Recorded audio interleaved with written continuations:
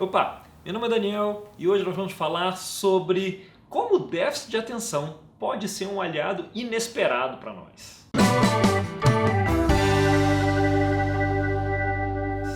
Sabe, se você lida aí com déficit de atenção, eu tenho certeza que você não descobriu isso agora. Provavelmente veio lá da sua infância, é muito tempo que você sabe que é uma pessoa que tende à distração. Meu primeiro apelido, quando criança, foi Soneca. E era assim, tinha uma razão muito clara, eu não dormia no meio das brincadeiras, eu não tenho narcolepsia, né? Não dormia. Entretanto, você imagina, jogando bola, né, moleque jogando bola ali, e a bola sai do campo por um momento, para. Quando isso acontecia, a minha tendência era me distrair completamente. Qual é o problema? Às vezes o jogo continuava e eu não tinha voltado ainda. Aí chegava um amigo ali, sempre tem alguém ali, né, pra chegar do meu lado, do meu ouvido aqui e falar: acorda, Soneca! E eu dava um pulo ali, o pessoal ria e eu voltava ali pra brincadeira, não me atrapalhava de jogar, mas havia esses momentos que eu me distraía durante o jogo. O que eu fazia de vez em quando era ir pegar a bola, que assim eu me distraía menos, a não ser que eu me distraísse no meio do caminho, mas isso é uma outra questão. Então, durante a infância foi esse, meu primeiro apelido, Soneca. Depois, né, ali quando chegou na segunda metade do ensino fundamental, começou a ficar mais desafiante as aulas, né? Começaram a ficar mais desafiantes. Aí meu pai me deu um conselho muito legal. Ele falou assim: não, meu filho, é o seguinte, você revê a matéria depois da aula e depois, quando você for estudar, você já reviu, isso vai te ajudar. E aí, muito bem, eu tentei botar em prática, só que para mim, rever a matéria, na maioria dos casos, era ver a matéria, porque durante a aula eu tinha me distraído completamente, então não tinha rever, tinha ver, né? Complicado. Depois, ou seja, estudava, não ia mal, mas era um sacrifício danado, né? Depois na faculdade, adivinha, mesma coisa, né? Com a diferença de que talvez menos da metade dos meus professores faziam um esforço para serem interessantes, né? Então, havia momentos que eu sabia que aquilo era importante, eu tentava prestar atenção, mas se ele não fizesse de um jeito que fosse interessante para mim, eu me distraía. E era irritante, né? Porque eu sabia que se eu prestasse atenção, depois ia ser mais fácil. Eu sabia disso. Mas quem disse que saber disso me ajudava a prestar mais atenção? Depois era um sacrifício, né? Eu tentava estudar, era como se eu estivesse vendo a maior parte pela primeira vez, né? Eu estudei computação na UFRJ, ali pelos anos 90. Na verdade, durante quase todos os anos 90, né? Porque eu demorei uns 8 anos para fechar o curso, com essas e outras dificuldades. Então, minha cabeça, se ela não desse o carimbo de interessante, para mim era difícil. Mais da metade das matérias, ela não dava esse carimbo, ela não é nada pragmática nesse ponto. Não dava o carimbo e eu ficava lá me distraindo, me distraía tanto, chegava na metade da aula que eu falava: isso aqui, não estou entendendo mais nada, e eu levantava, saía e ia jogar carta. E aí eu prestava atenção no jogo de carta. Que é a outra questão, né? Que afinal de contas, se eu deveria prestar atenção na aula, mas não estava entendendo mais nada, eu ia jogar carta e conseguia prestar atenção. Quer dizer, eu tinha dificuldade de prestar atenção numa aula às vezes de meia hora, numa palestra de meia hora, mas nenhuma dificuldade de prestar atenção num jogo, num bom livro, num bom filme, num bom game. Nenhuma. Podia passar horas imerso ali. Cadê o déficit de atenção? Então, tá querendo me enganar? É, moleque? Tá aí, ó. Você não consegue prestar atenção, não consegue estudar direito, mas vai jogar, vai ver um filme, você consegue. Qual é a malandragem aqui? Então, deixa de ser malandro aí e estuda. Não é isso que a gente ouve? Pois é, o problema é o seguinte. Há, evidentemente, uma diferença, né? Importante não é igual a interessante. Importante é importante. Para ser interessante, tem outras questões aí no meio, misturadas, né? Então, se a minha cabeça não carimba interessante, o fato de ser importante não significa nada para ela. Então, às vezes até em diálogos que eu sei que são importantes e o interlocutor está ali, minha cabeça começa a voar no meio de uma conversa. Déficit de atenção, né? Essa é a encrenca. E o que torna aquilo interessante, afinal? Não é só na faculdade ou na escola que a gente passa por isso, né? No trabalho a gente também passa por isso, eu passo por isso o tempo todo. Em situações que eu preciso prestar atenção, em palestras, em apresentações, em reuniões, que eu preciso prestar atenção porque eu sei que é importante, mas a minha cabeça, ela quer se desligar. Eventualmente eu consigo, eu forço a barra, eu falo: vamos lá, Daniel, foco, presta atenção, foco, forço a barra e presta atenção. Depois de meia hora, 40 minutos, o que acontece? Eu estou exausto. Exausto de prestar atenção durante meia hora, 40 minutos. Porque é contra a minha natureza. No entanto, assim como um bom filme, um bom game, algumas pessoas conseguem apresentar e não me cansar tanto. Elas me engajam ali. Né? Qual é a diferença? Vamos lá. Para prestar atenção é um transtorno, né? Por isso que o pessoal chama de transtorno déficit de atenção, né? Tem por aí. Eu não estou falando aqui de hiperatividade, tá? Para você ter TDAH, o diagnóstico é um pouco mais complexo. No meu caso, eu tinha realmente déficit de atenção, me atrapalhava, mas não chega a ser um transtorno de déficit de atenção e hiperatividade. Muitos de nós temos déficit de atenção, não chega a ser tão grave. Como apresentador, isso me ajudou. Por que me ajudou? Por causa da lei do espelho. Já ouviu falar na lei do espelho? Ela existe desde os tempos antigos, desde a antiguidade. Né? Essa lei diz que a gente tende a olhar as outras pessoas, a encarar as outras pessoas baseado nas nossas próprias experiências e nas nossas próprias características. Então, segundo a lei do espelho, ao olhar o outro, eu tenho a tendência a acreditar que o outro tem as mesmas forças e as mesmas dificuldades que eu tenho. Então, eu acho que todo mundo pensa como eu.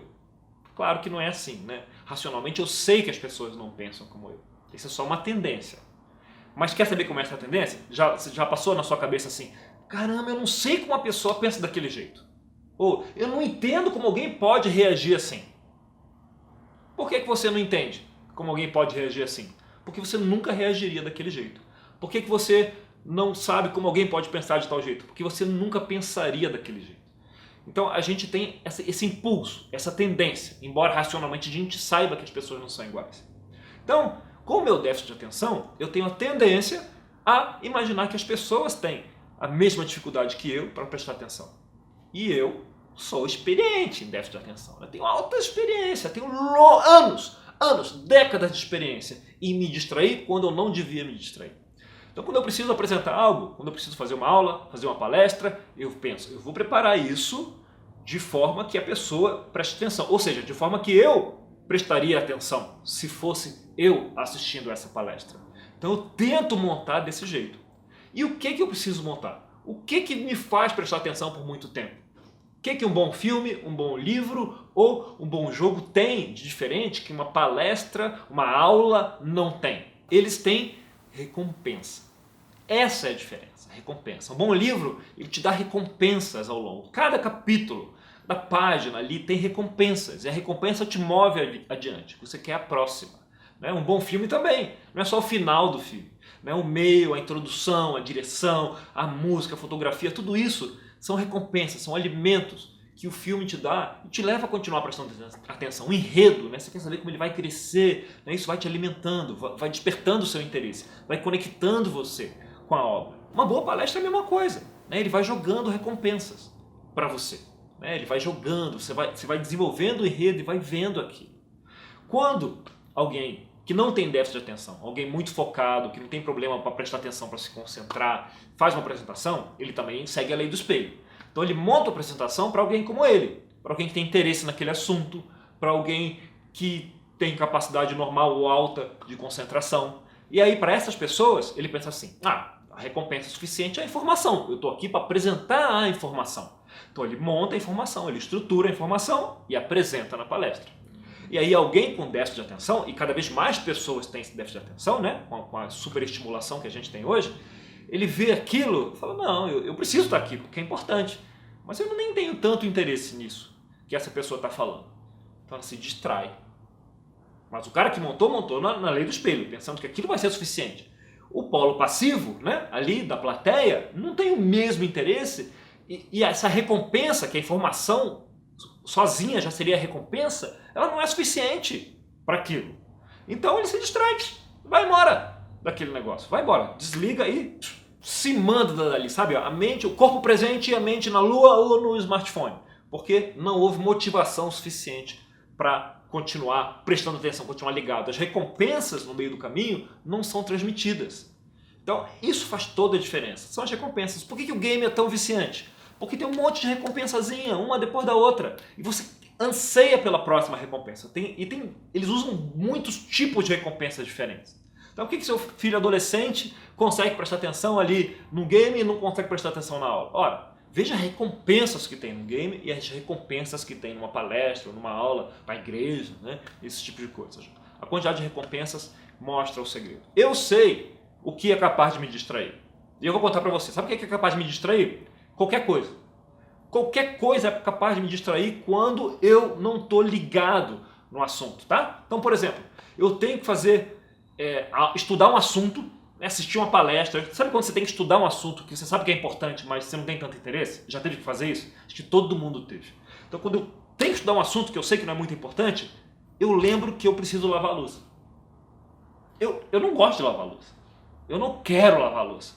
Mas na hora que eu preciso estudar alguma coisa que é importante e eu gosto mais ou menos, só, de repente a minha ética de ajuda dentro de casa, ela cresce. Aquilo se torna uma prioridade. Não posso estudar antes de deixar, né, com a louça suja aqui, porque eu sou um membro aqui que contribui aqui para casa. Nunca lembro disso. Mas na hora de estudar, eu lembro disso. Ou então senta lá para estudar e de repente a parede fica interessante.